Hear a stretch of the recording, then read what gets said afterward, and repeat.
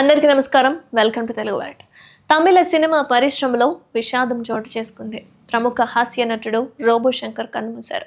ఇటీవల అనారోగ్యంతో చెన్నైలోని ఓ హాస్పిటల్లో చేరిన ఆయన కాసేపటి క్రితమే మరణించారు.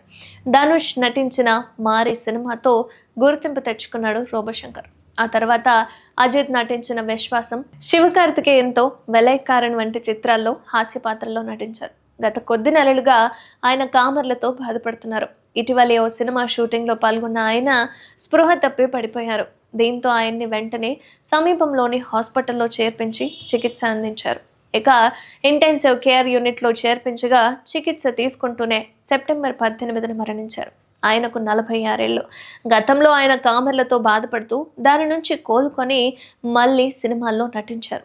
ఇక రోబో శంకర్, హే, దీపావళి వంటి చిత్రాలతో ఆయన సినీ ప్రయాణం స్టార్ట్ చేశాడు. తన కామెడీ టైమింగ్తో అందరినీ అలరించాడు కూడా.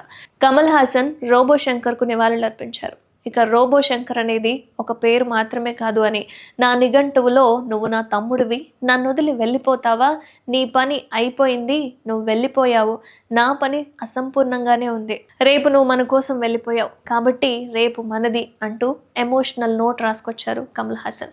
ఇక రోబో శంకర్ మృతదేహాన్ని ఈ రాత్రి చెన్నైలోని వలసరవక్కంలోని ఆయన ఇంటికి తరలిస్తారు. ఆ తర్వాత ఆయన అంత్యక్రియలు నిర్వహించబోతున్నట్లుగా సమాచారం.